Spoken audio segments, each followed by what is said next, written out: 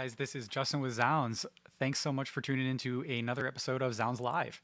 And today we have some modal synthesizers that we're going to take a look at, specifically the Modal Craft and the Modal Skulpt SE. And these are super cool. I've got a little bit of time to spend with these, but there's a ton of functionality under the hood. Bunch of power with these little guys. So we're going to take a look at them, see what kind of some similarities between them are and differences, and just kind of have a live jam here and see what kind of tones we can dig up. Without further ado, let's take a look at the Modal Craft. That's going to be this smaller synth over here on the right. This is a monophonic wavetable synthesizer. And so what's cool about it is that you usually don't have wavetable synthesizers in this size. So it's portable, it's able to be battery powered or powered via USB, and it's just really great. There's so much going on there. Let's take a look at the knobs so we can see what kind of functionality it has.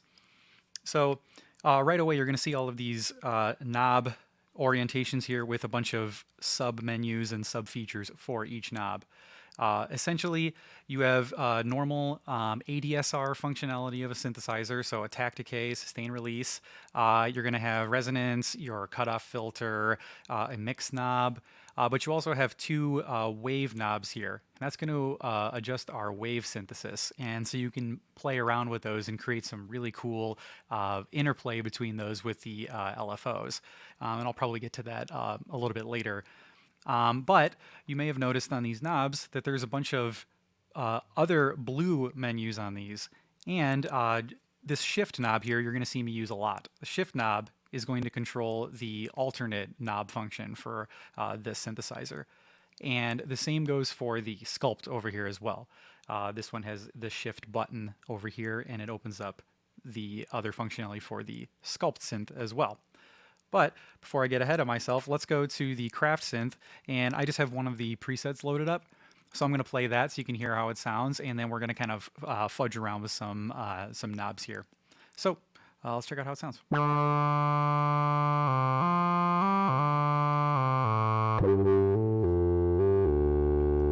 right, cool. So right away, you'll notice it's got this nice mono synth tone. Let's adjust the filter.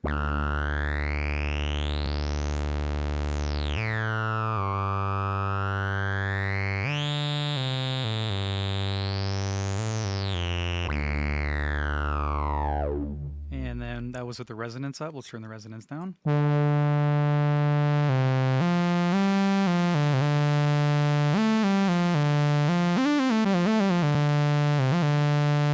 right, cool. So obviously you have, like I said, you have your typical ADSR synthesizer knob settings. So attack, decay, sustain, release. You can adjust those, get some different functions for that.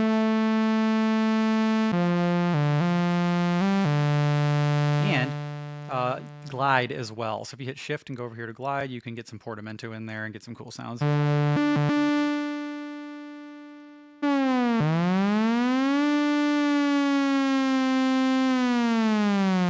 obviously that is a bunch of glide. If you do it at a more reasonable level, you can get some cool sounds.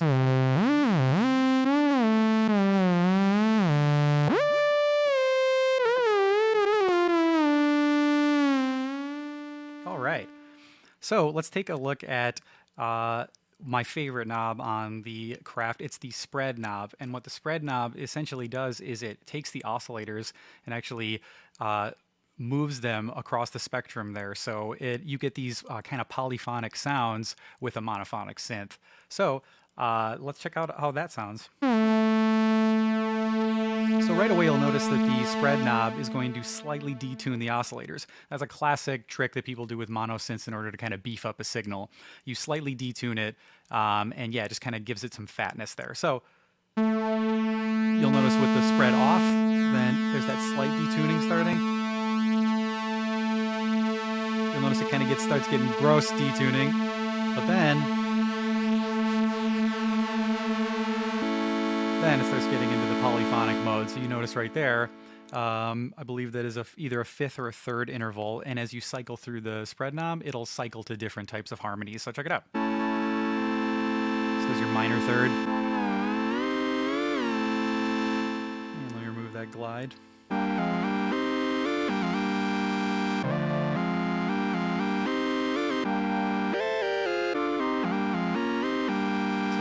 cool. And then, yeah, let's keep going.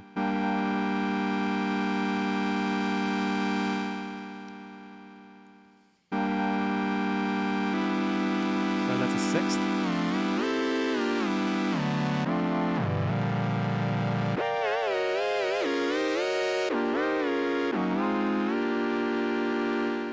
So very, very cool. All right, now let's keep going. So there, I believe it's a fourth.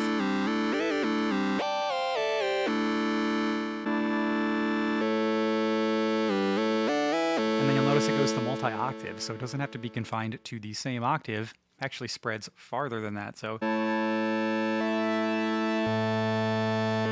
you kind of get even some sub-frequencies in there.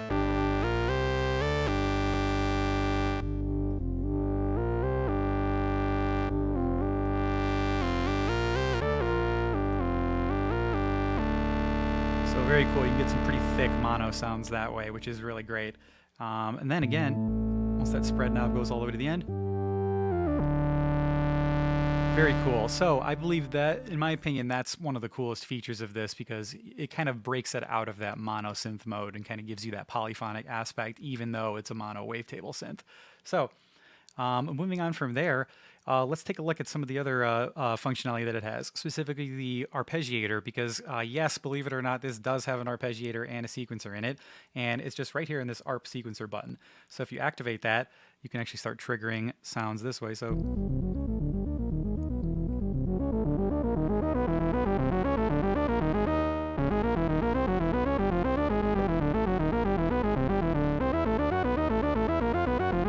very cool. Now, the way that you can start adjusting that is by holding down the button, and you'll be able to open up different patterns, specifically ARP and the filter. So you can start kind of choosing patterns, for instance, like this.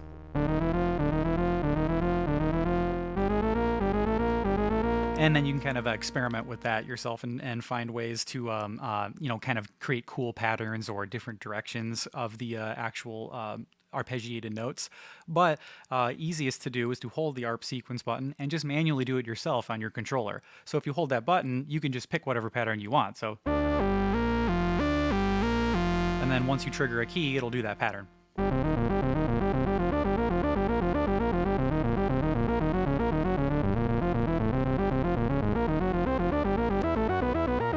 So very cool. So yeah, it's actually, for how little amount of knobs and buttons it has, there's actually a ton of stuff going on underneath that.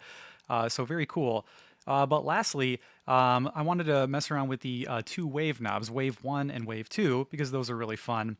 And let's hear how it sounds. So after I turn that arpeggiator off, so here is the mix knob. It's going to control our balance between wave 1 and wave 2. And mix, if you push it all the way to the left, should be wave 1 exclusively. And you'll notice you can get different types of shape waves with this. So I'm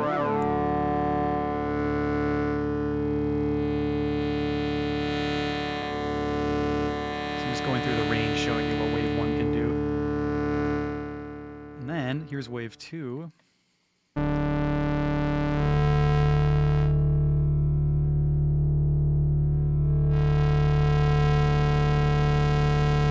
So when you blend those two together, you start getting really cool sounds. So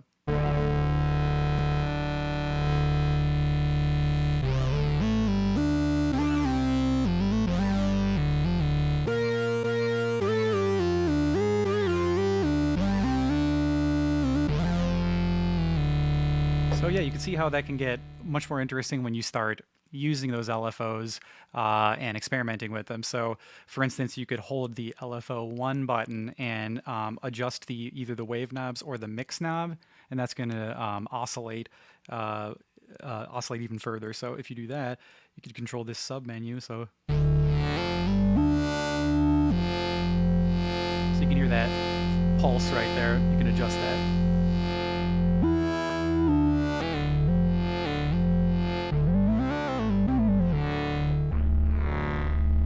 And then LFO 2.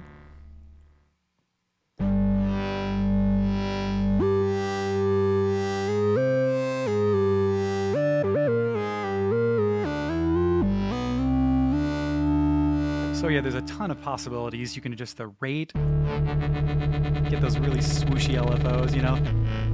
totally out of control dubstepy sounds.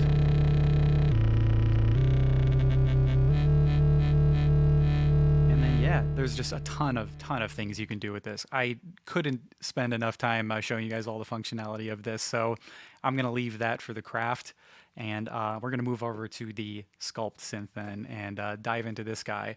But yeah, definitely check out the craft. This one is a personal favorite of mine here for just grab and go synth sounds.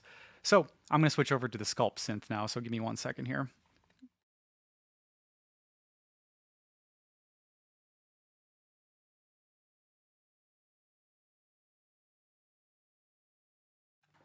All right. So we are in with the Sculpt Synth, and now this is a different animal entirely from the craft, but there is a decent bit of similarities between them. But the Sculpt Synth is a 4-voice, it's a virtual-analog synthesizer, and it has 32 different oscillators that it's drawing from, which is really awesome. And you can split that between either a monosynth single voice, 2 voices, or go full 4-voice and get 4-note polyphony, and it actually will split the oscillators that way. So you'll get a variety of different tones there, of course, but yeah, the biggest draw is that it's a 4-voice synth now, so you're going to be able to do chords. So you can hear how we can get these like really cool kind of 80s-ish sounding pads there. This is a mono sound right now, actually.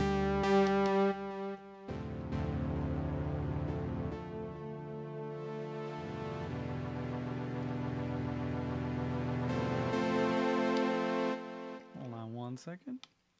Need some extra volume on this guy.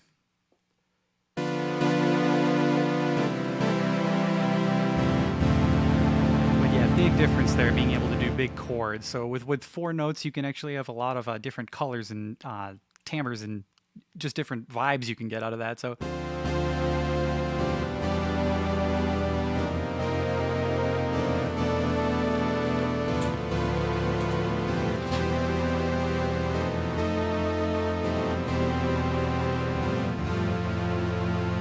right, so very cool. This there's several different things that you can do, one of which is this preset button right here. So if you want to just kind of grab any single tone that you want, just hit the preset button and choose one of the 16 pads down here. I'm just going to go to a random one. Let's go to 12. We'll hear how that one sounds.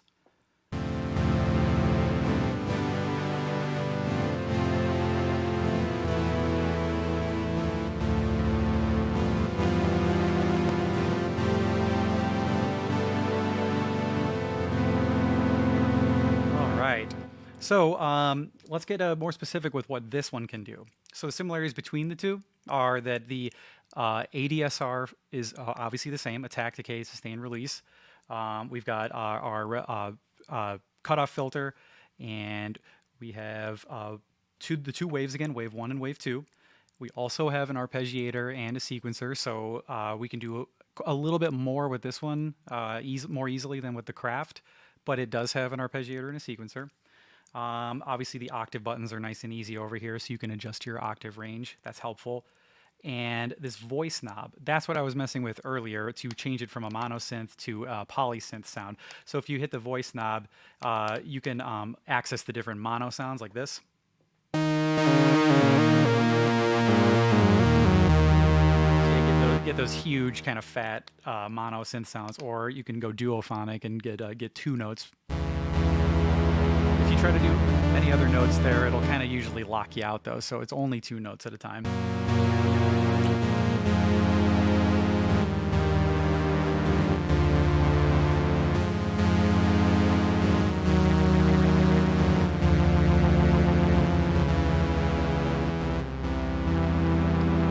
So yeah, very cool. But obviously the 4-voice is what I love messing around with the most, since you just get a whole bunch of different sounds. So 4 notes per chord.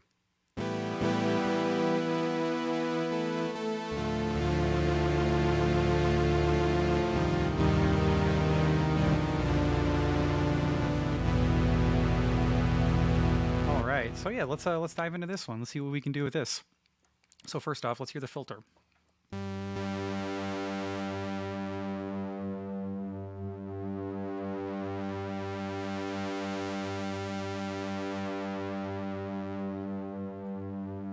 All right, Alright, so really cool. And then obviously let's get some of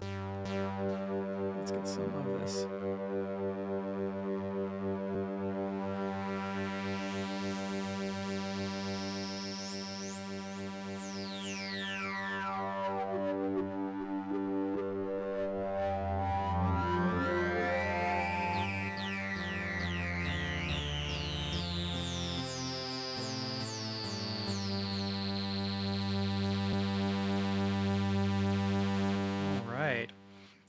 Yeah, now there's another set of functions for this one that I wanted to talk about, and again, that's the two waves.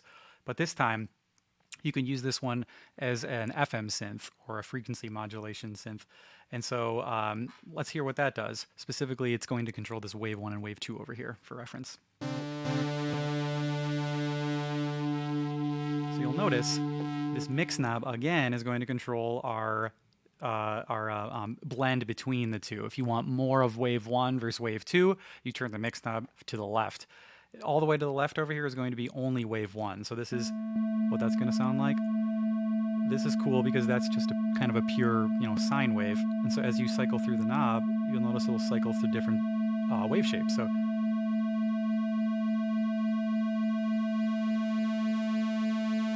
start getting into triangle and then saw waves.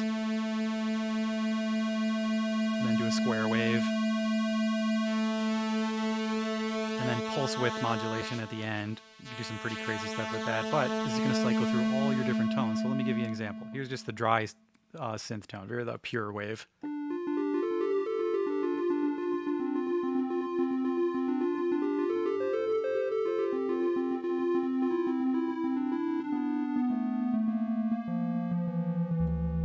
All right, so super pure. Obviously, everybody loves kind of that really dry sound there, but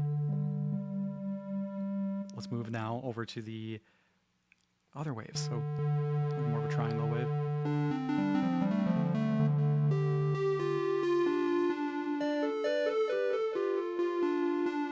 All right, and then more of a grimier kind of saw wave. Hold on one second, let me turn off this delay.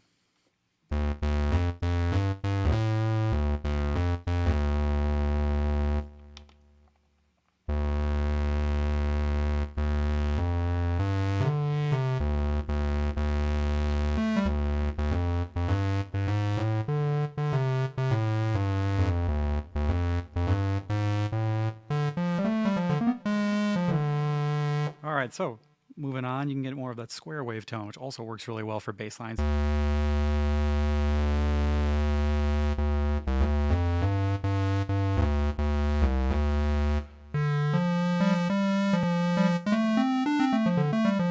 All right, and then now let's go over to our mix knob again, like we worked on before. We're going to turn the mix knob all the way to the right this time. So now this is only wave 2 instead of wave 1, which is what we were just messing with. So you'll notice now this is just exclusively wave 2. Same deal. You get the same set of functions, sine waves, triangle, square. Let's blend a couple.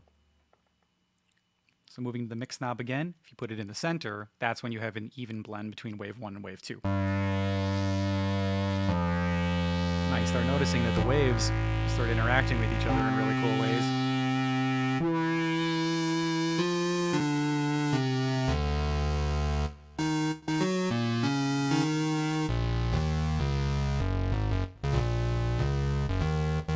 All right, now another function though, like I said, is that FM synthesis that you can do. So if you hold the shift knob and you go to the mix knob, it'll access that FM setting where it treats the wave 1 and wave 2 like FM synthesis does. So one of them is the carrier signal, one of them is the modulator, and the modulator messes with the carrier signal in different ways based on how much you turn this knob now. So let's see if we can get some weird sounds with this.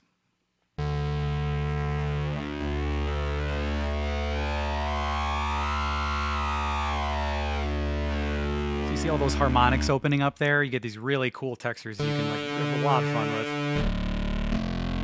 Some nasty bass.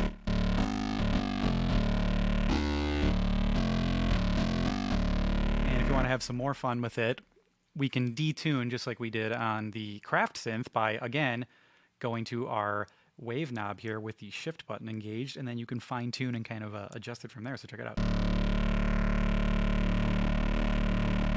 you hear how that's going out of tune even more? I'm going to exaggerate it so you can hear it.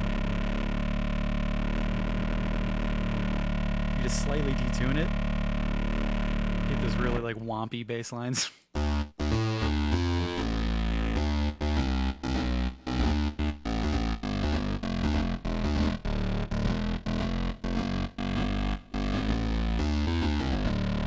Alright, so let's go to the FM knob again. We'll just mess around with this mix.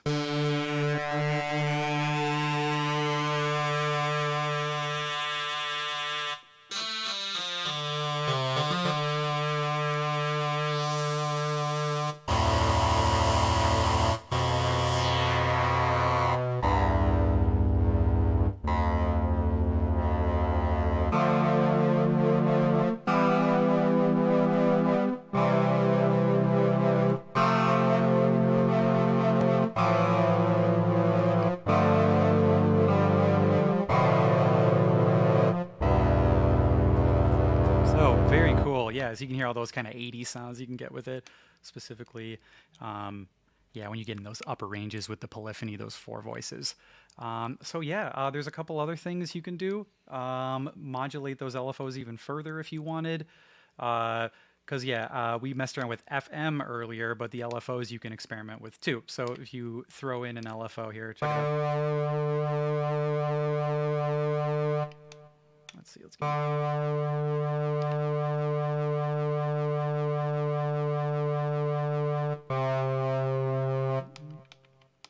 Let me see. Hold on one second.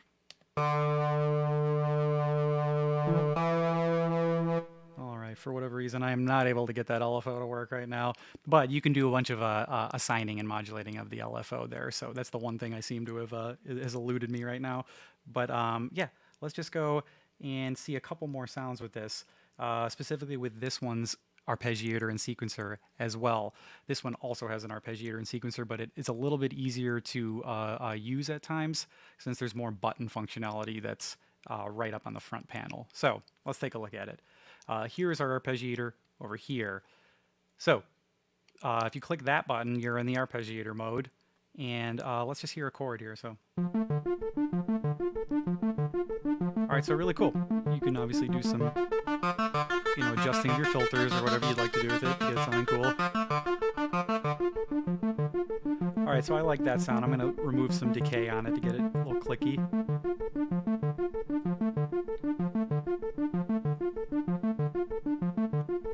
All right, so let's keep it right about there. Now, if you want to adjust the tempo, for instance, there's a nice tempo knob right here, which this one does not have, but if you adjust that, you can just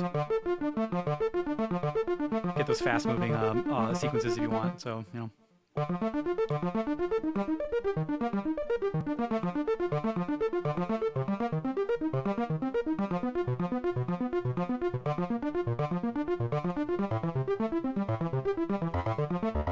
So very cool. Now, if you go into the arpeggio function right here, you can actually hold the button and access other rhythms or subdivisions or speeds. So again, that's super helpful because it's just really immediate. You don't have to do any menu diving. It's just all right there. So if you hold arpeggiate, the ARP button, and you choose, for instance, the first one, you'll get this super fast speed, which is kind of fun. And then you can cycle through to different slower speeds from there. So you kind of get the idea. Now, let's go to this other side. You hold ARP, you can actually choose the amount of octaves that you hear, which is really, really fun. So here, 1 octave. So it keeps it within that typical octave range there, that 1 octave range. But if you want to start having some fun, you can go to 2 octaves, for instance, over here. So you notice it'll cycle to another octave and then further to 3 octaves. And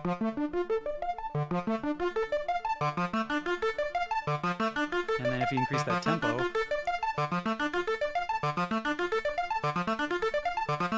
you can start getting some really cool, like really lush textures right there from it. So check it out. Let's find a different sound here.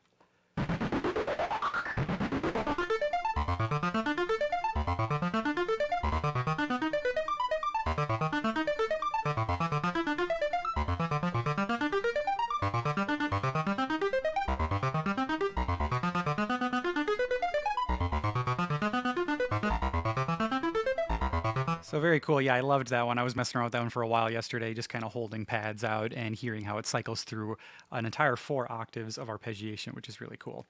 Um, yeah, so that about covers the vast majority of the features here, but obviously there's an absolute ton of stuff in extra features that you can access here. And I'm going to spend a lot more time with these myself just to kind of get everything I can out of them.